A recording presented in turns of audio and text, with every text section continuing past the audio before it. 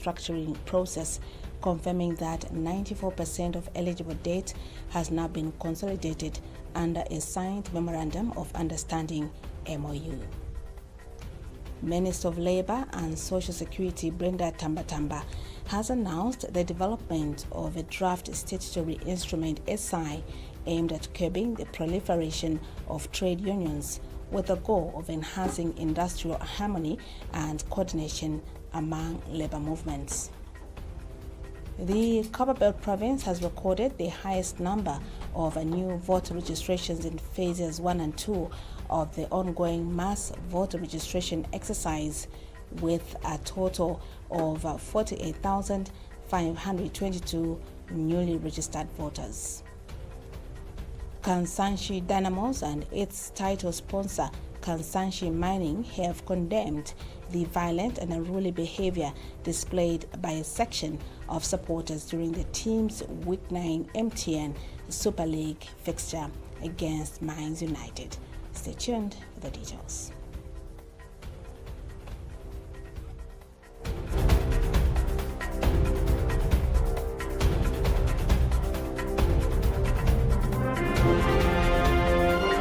The News, 88.5 Sun FM.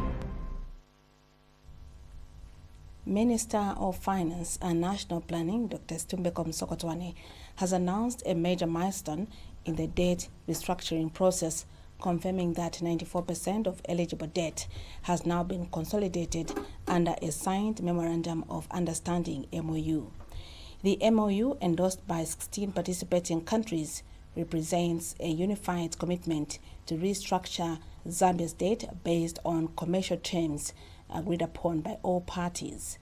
Providing an update, Dr. Msokotwane explained that the document provides a collective framework, and the next phase will involve converting these joint commitments into bilateral agreements with individual creditors such as China, the United Kingdom, Germany, and India. He noted that the upcoming agreements will mirror the commercial guidelines already established in the MOU, ensuring consistency, transparency, and fairness throughout the restructuring process. The minister emphasized that this development marks a critical step toward restoring Zambia's fiscal stability. It will also enable government to redirect resources toward key development priorities, reinforcing its commitment to sustainable economic recovery. He described Zambia's debt restructuring process as both evolving and dynamic, revealing that the country has progressed from 44% to 57% completion in signing bilateral agreements with the creditors. Dr. Msokotwane acknowledged that while the formalization of bilateral agreements may take time, this is due to the individual procedures and the protocols each government follows in handling and approving debt restructuring. He emphasized that Zambia remains committed to completing the process and continues to work closely with its creditors.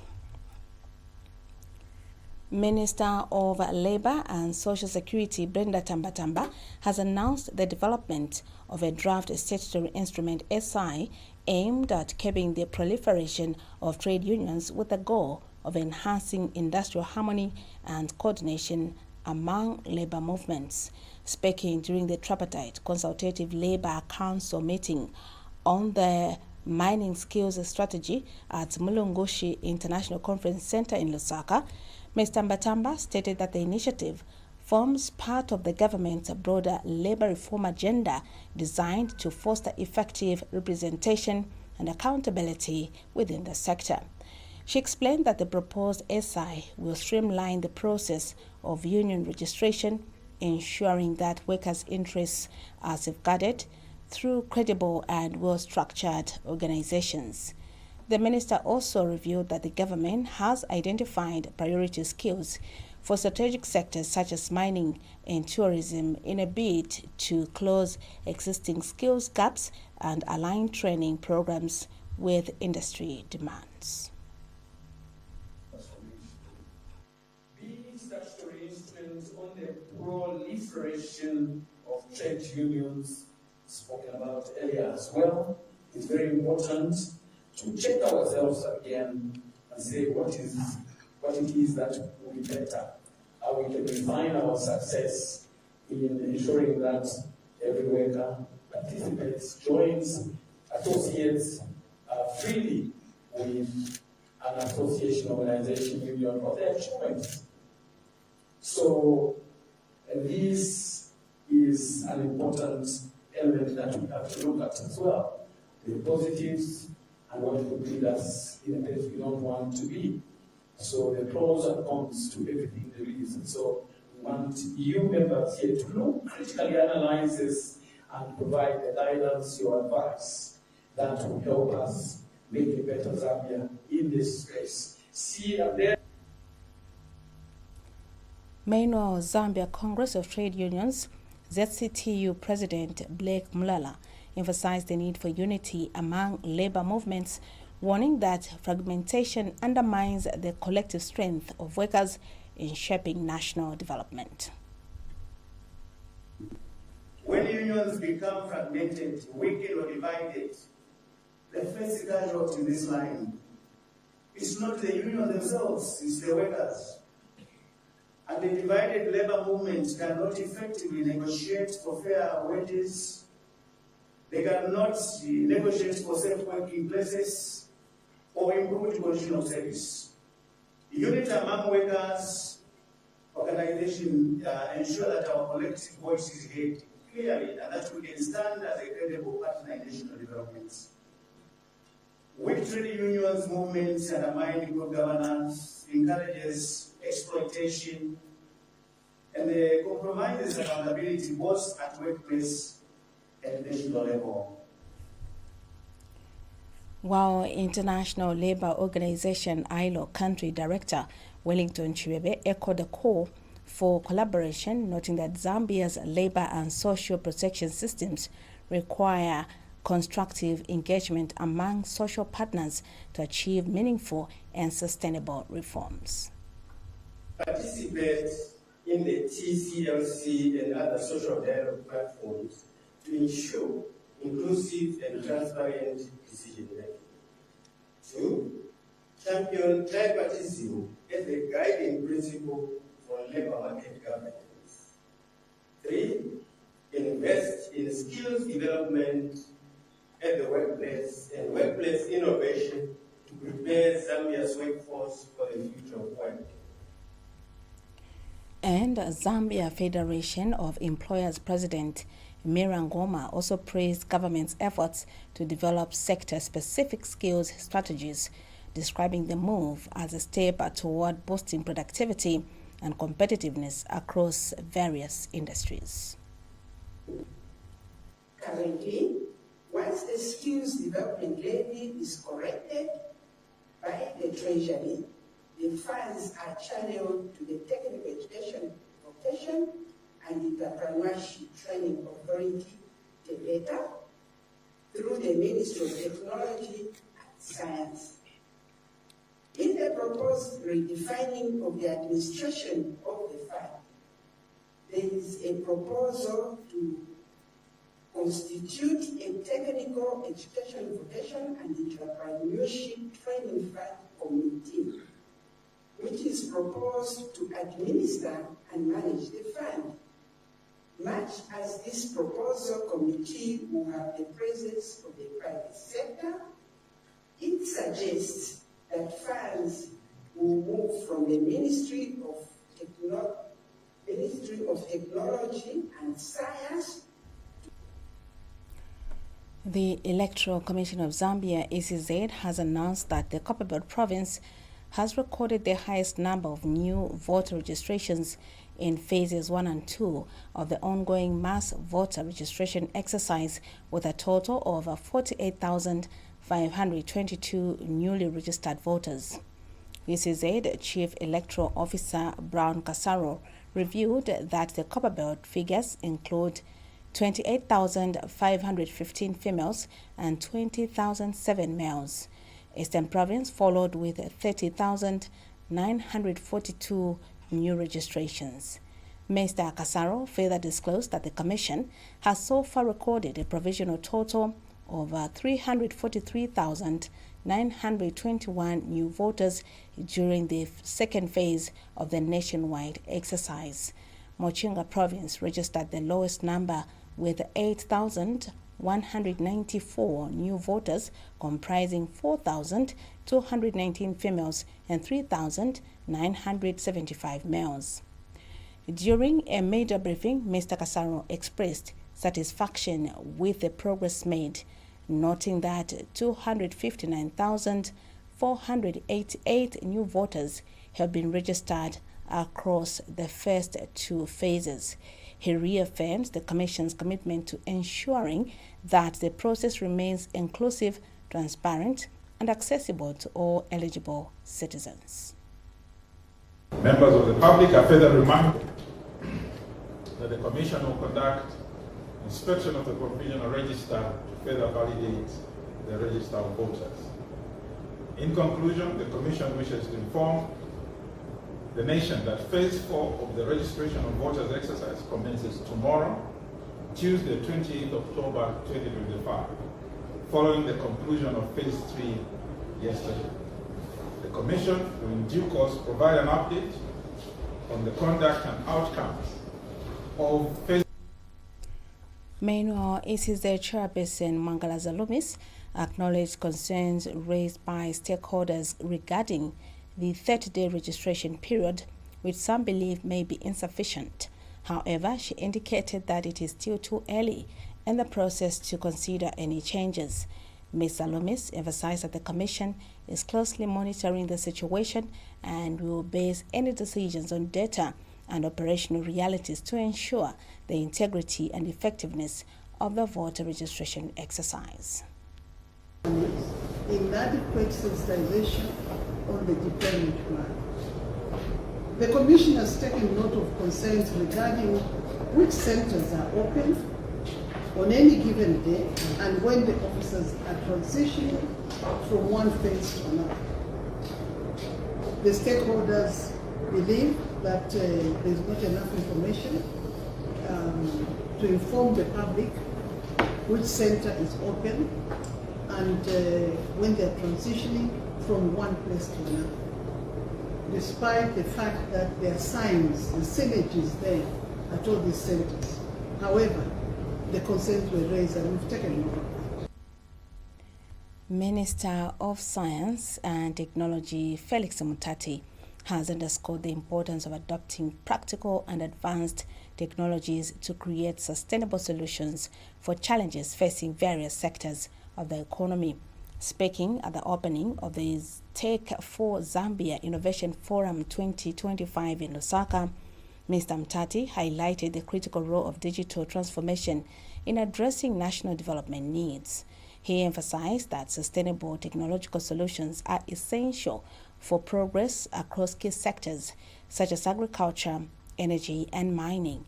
The minister stressed the need to establish cooperatives that can deliver reliable outcomes in technological processes and policy implementation. He noted that such structures would help build trust, confidence, and integrity among stakeholders, fostering stronger partnerships. Mr. Mutati also pointed to digital infrastructure and artificial intelligence (AI) as priority areas for his ministry, citing their growing impact in solving sector-specific challenges. He called on the Czech ambassador to support Zambian researchers through a dedicated funding regime to advance local innovation. We meet here today clearly understanding that we have a shared purpose, a shared mission, and a shared vision, which is basically saying to all of us that it is time for us to convert intentions, ideas into practical. Czech ambassador to Zambia, Jerry Kirian, echoed the importance of collaboration, stating that partnerships are vital to achieving sustainable economic growth through technology. He reaffirmed the Czech Republic's commitment to supporting Zambia by offering scholarships for students to study advanced technologies applicable across multiple sectors. Every year, between 20 and 25 Zambian students to study at leading Czech universities free of charge. We also connect talent. Czechia also funds the UNDP Challenge Fund and B2B program, which aim to support innovative joint ventures between Czech, European and Zambian partners. I strongly believe that this forum will be a launch for our future technology project. Meanwhile, Zambia Development Agency ZDA Director General Albert Halwampa emphasized that investing in Zambia's key sectors presents significant opportunities for both local and international investors. He credited the country's transparent and investor-friendly policies for unlocking business potential and urged the stakeholders to form strategic cooperations that promote innovation and economic growth. Of course, the environment matters. Whatever sector you're talking about, the environment matters. Whether it's mining, agriculture, technology, very, very important. And I think you can see how Zambia is favorably ranked in Africa in terms of investment.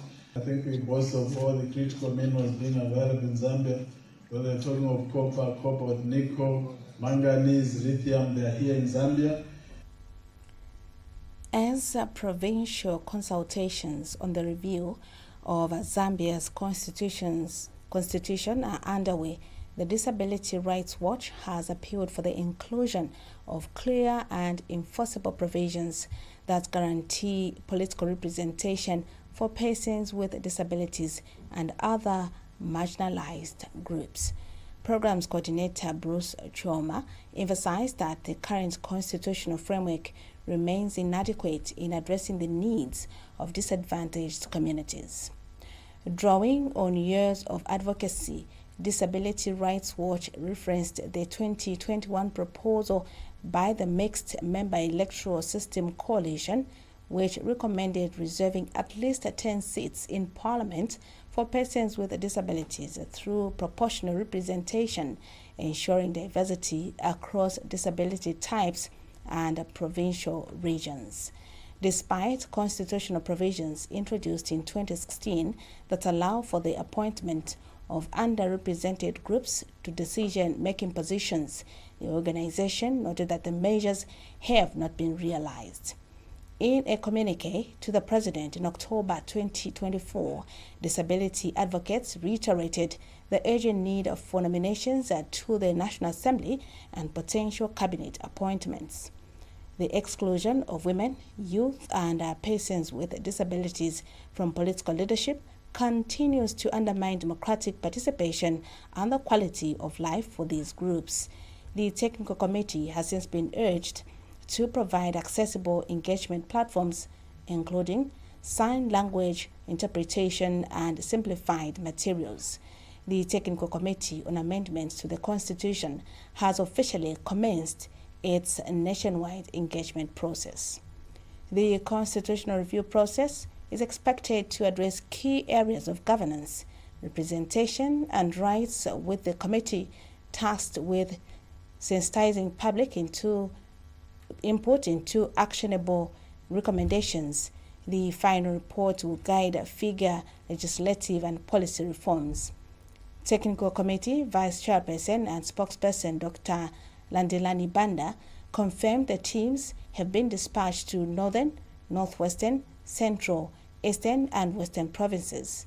The sittings will begin on October 27, 2025, with the sessions held across several provinces, continuing into early November as the committee moves through different regions and concluding in Lusaka between November 10 and 13. working with three platforms through which submissions can be made. The virtual platform, the online platform, that is the website which is already up and running, and people can already make their submissions, and the physical platforms, which will also be live, so that people can actually see that these are the submissions that are being made, these are the submissions that are being listened to by the technical committee. This is the news on Sun FM Radio and TV. When we come back, sports news.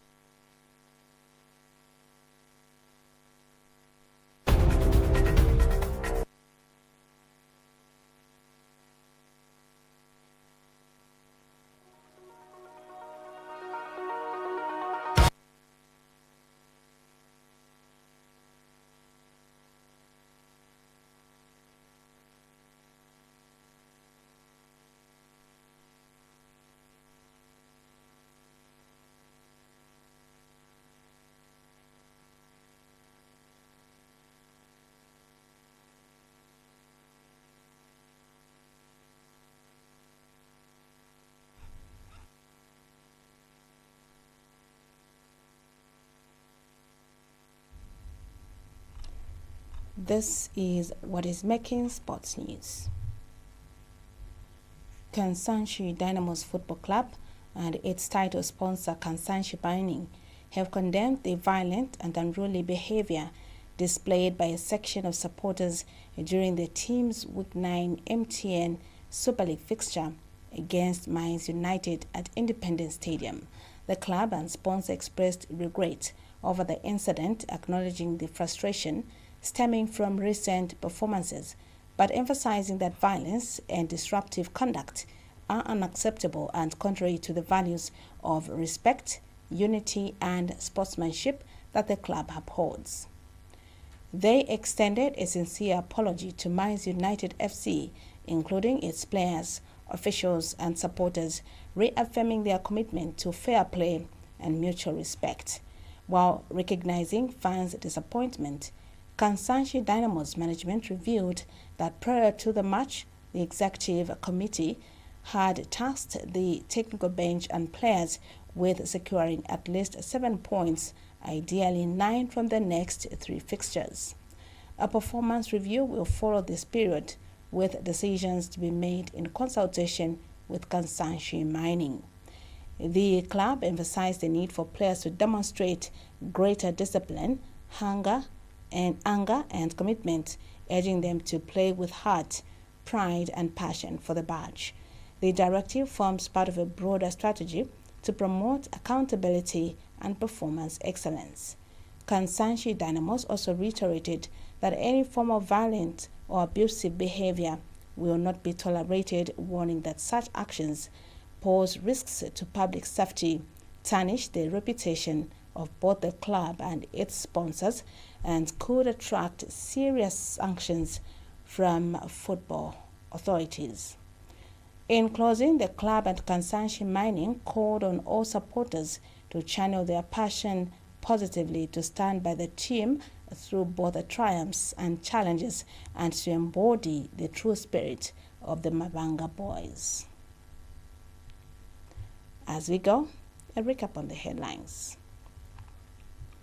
Minister of Labour and Social Security Brenda Tambatamba has announced the development of a draft statutory instrument SI aimed at curbing the proliferation of trade unions, with the goal of enhancing industrial harmony and coordination among labour movements.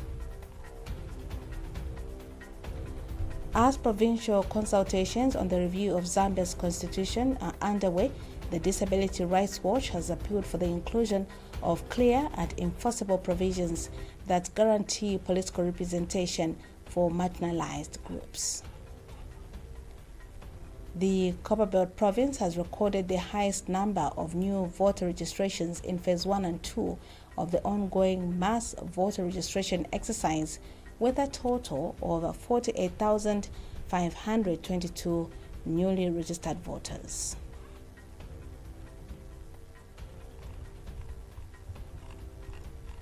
And in sports news, Kansanshi Dynamos Football Club and its title sponsor Kansanshi Mining have condemned the violent and unruly behavior displayed by a section of supporters during the team's Week 9 MTN Super League fixture against Mines United at Independence Stadium. On behalf of the entire news team, my name is Imelda Chukwati. Stay tuned to Sun FM Radio and TV. God bless.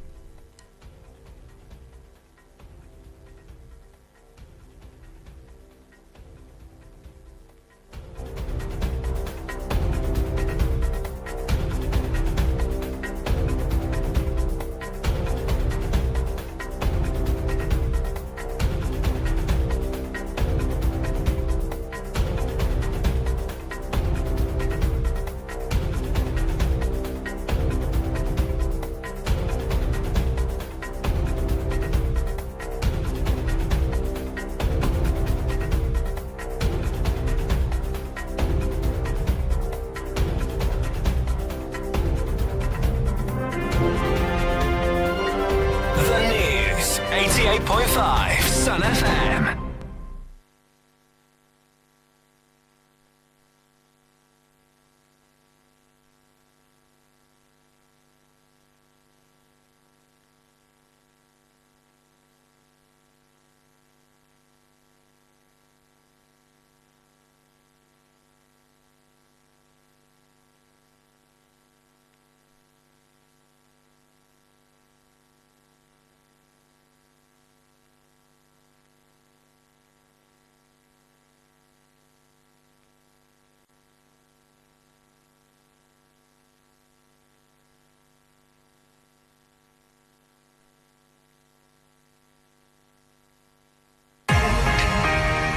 Comprehensive coverage of local and national news, business, politics, and sports. The Sun FM News was brought to you by ABSA. Your story matters.